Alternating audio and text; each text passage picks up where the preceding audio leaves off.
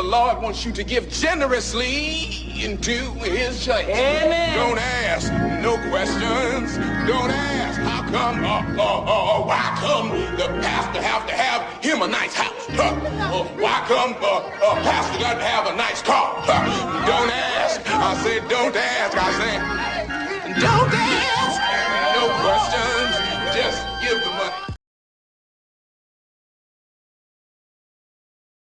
That's what God expects from his sheep here at the Greater Ebenezer New Revival Tree of Life Institutional Double Rock on the side of the road to Jericho Missionary Baptist Church Zion. And I say Mount Calvary, y'all don't tell me. Preach already. Ain't that the truth? God expects you to do what the Lord wants you to do. I'll see you next Sunday, Sister Jackie.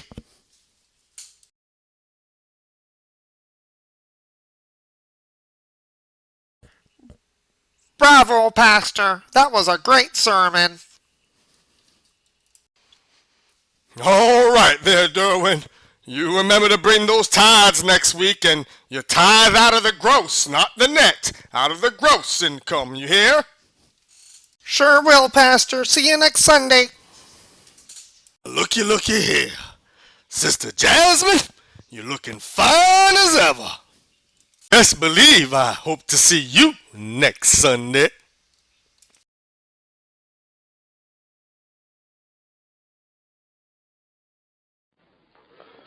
Pastor Bucks,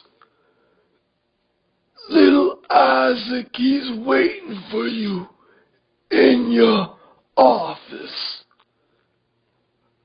Pastor, there's a rumor going around that little boy can fly.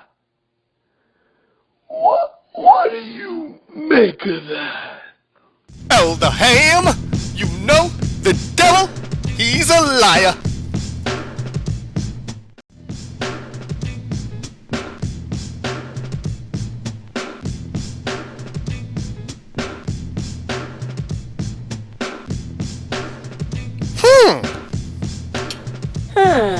Very interesting.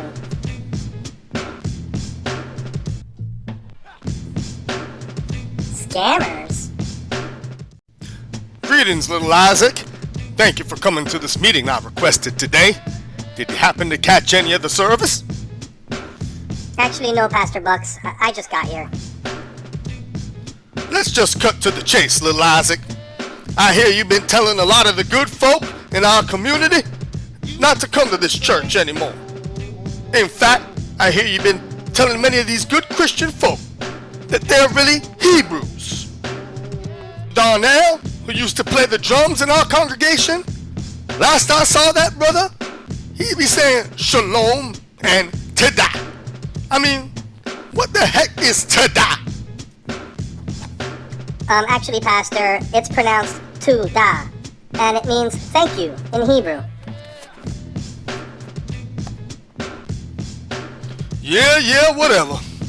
Sister Evans, who used to sing on the choir to the glory of the Lord, other day, I seen her on YouTube singing, and I couldn't even understand a word she said, talking about Yahoo something or another. She was singing to Yahuwah, Pastor. That's the name of the Heavenly Father. Now, little Isaac, this church here is a pillar in this community.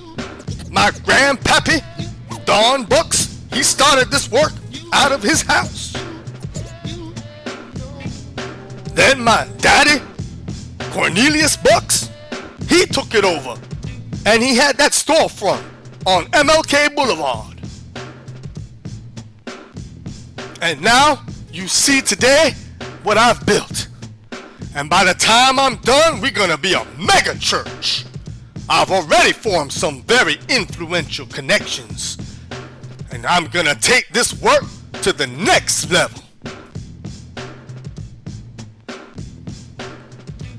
So Isaac, I'm asking you, why you want to stand in the way of progress? This is the Lord's work. We have done so much good for this community. But last Christmas we had that big toy drive for the underprivileged children. Why, just remembering the look on those children's faces, it just warms my heart. Oh yeah. Oh, would you looky here, I almost forgot. I got an extra gift from that toy drive. Xbox 360. You do like video games, don't you, Isaac? No thanks, Pastor. I don't have time for games. Oh, little Isaac, I heard that you are quite skilled on the basketball court. You do like basketball, don't you? Guess what? I got 2 front row seats to this Friday night's game. The Knicks are going to be playing LeBron James and the Cavaliers. No can do, Pastor. On Friday night, I begin my observance of the Sabbath day. Someone's done led you astray talking about that Sabbath day. But you don't have to hear it from me. Just watch the wise man of God, my good friend, TD. See what he has to say about it. Now, I grew up in the Baptist church, and a very traditional Baptist church at that, and I grew up going to Sunday school and vacation Bible school. And when I went to vacation Bible school and Sunday school, they taught me about the Sabbath day. And there was a great debate going on at that time as to what day was the real day to worship God. That debate continues to this day and has existed all the way back to the Old Testament theology as to what is the right day to worship God. In spite of the fact that the New Testament tells us not to give respect of days, we're still debating over what day we ought to worship. I had run into some good friends as a young man that were Seventh-day Adventists, and I still have a lot of friends who worship the Lord on Saturday, which technically is the Sabbath day. And there was a great deal of debate going on with them as to what was the right day to worship God. I have absolutely no problem with anybody who chooses to go to church on Saturday. I have no problem with that. I would never debate that. I would never argue about it. I can pass by the Seventh-day Adventist church and wave and respect and appreciate their right to worship on Saturday, probably because I also worship on Saturday. Yeah, I do. I hope that does not exempt me from an opportunity to serve as your pastor, but I worship on Saturday. I always, ever since I've been saved, I've worshiped on Saturday and Friday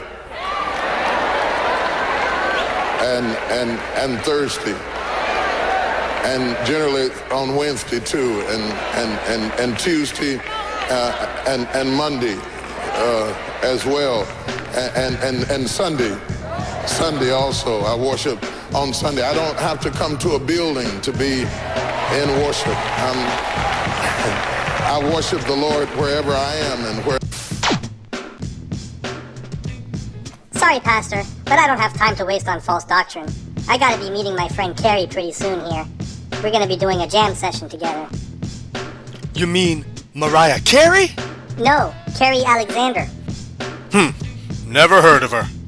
That's because she's a he. Well, never mind all that. Little Isaac, did you hear what the man of God said? The day doesn't matter. That's incorrect. The day does matter. That's why Yahuwah set the Sabbath apart. And Yahushua kept the Sabbath. We see this in Luke chapter 4:16. It shows us there that it was his custom to go into the synagogue on the Sabbath and teach. In Acts 16:13, we see the disciples of Messiah still observing the Sabbath. In Acts 17:2, we see Shaul, commonly known as Paul, observing the Sabbath, just as the Messiah did. And finally, we also see in Acts 18:4, Paul reasoned every Sabbath in the synagogue, trying to persuade both the Jews and the Gentiles. Pastor, you can go ahead and follow T.D. Jakes if you want to, but I'm going to follow the Messiah. Now looky here, little Isaac. That there is who I follow. And according to my Bible, he did all the work and has me under a new and better covenant. With all due respect, Pastor, I'll have you know that that person there is Caesar Borgia. Caesar who? That image is actually the picture of Caesar Borgia. He lived in the late 1400s and he was the son of Pope Alexander VI. Leonardo da Vinci was assigned to paint the image of Messiah after the likeness of the Pope's son. Well, I don't see what the big deal is. You don't see what the big deal is?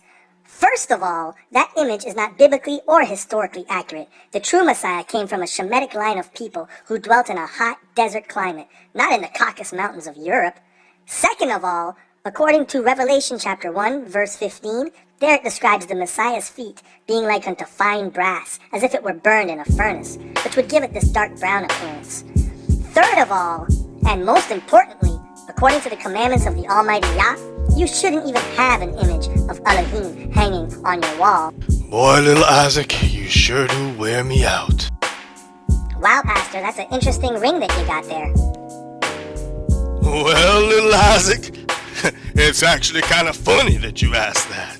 This ring here, it reflects my commitment to the Brotherhood, a very important organization made up of some very important people. You know, Lil Isaac, I was speaking to some of the brothers this week, and it seems that we got a $10,000 scholarship to donate to a worthy student in the community to go towards their college fund. I hear you a straight A student. I bet it would make your mother mighty proud if you got awarded that $10,000, being she's a single mother and all. You see, Little Isaac, that's how we do in the Brotherhood. We look out for one another. We got each other's back. So, Little Isaac, you continue to get those A's and you stop this anti-church talk, and that scholarship is yours. What do you have to say to that? Before I answer that question for you, Pastor Bucks, I just wanted to share a little something with you. In the book of Bereshit, that's Genesis, chapter 14, it tells us about a major war that was taking place in the valley of Siddim. That's located between modern-day Jordan and Israel. My forefather Abraham dwelt in that land. Abraham's nephew Lot was taken captive during the war. So Abraham and his armed servants rose off and went to the battle. Abraham and his small army were victorious, and he was able to rescue his nephew Lot. The king of Sodom offered Abraham the goods gained from the war. But Abraham said, I have lifted up my hand unto Yahuwah, the Most High Elohim, possessor of heaven and earth, that I will not take from a thread even to a strap of a sandal, or anything that is yours. Just for you to turn around and say, I made Abraham rich. Pastor? I'm sorry, Little Isaac. I didn't know you'd be giving me a bedtime story. What was the point of all of that anyway? The point of the story, Pastor, is just like my forefather Abraham rejected the king of Sodom's gift, I am rejecting your gift. Better yet, should I say, bribe. Boy, do you realize how many children would just love this opportunity that Pastor is giving? Just who do you think you are? I'm set apart, Pastor. Set apart unto Yah. Pastor Bucks, so sorry to disturb your meeting. Deacon Benny is having trouble with his car again. Could you just give him a jump start, please? You'll have to excuse me, Little Isaac. You know what they say. A pastor's work is never done.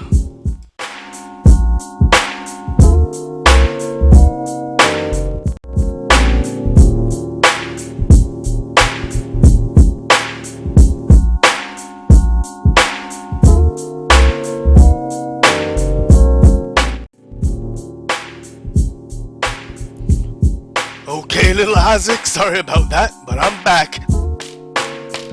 Lord have mercy, what is it now? Honey, don't forget about Elder Ham's pig roast. It's gonna start in an hour. Thank you, Henrietta, honey. Isaac, this is my wife, First Lady Buck. Elder Ham? Pig roast? I guess you are what you eat. Seymour, is everything okay with that boy? Seems to be laughing to himself. He's one of them Hebrews. You know they got a screw or two loose.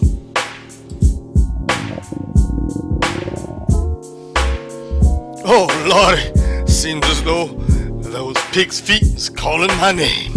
Little Isaac, we'll have to continue this the next time. Henrietta, honey, please see little Isaac to the door outside. Pastor Bucks, I get the feeling that you won't be inviting me back here anytime soon.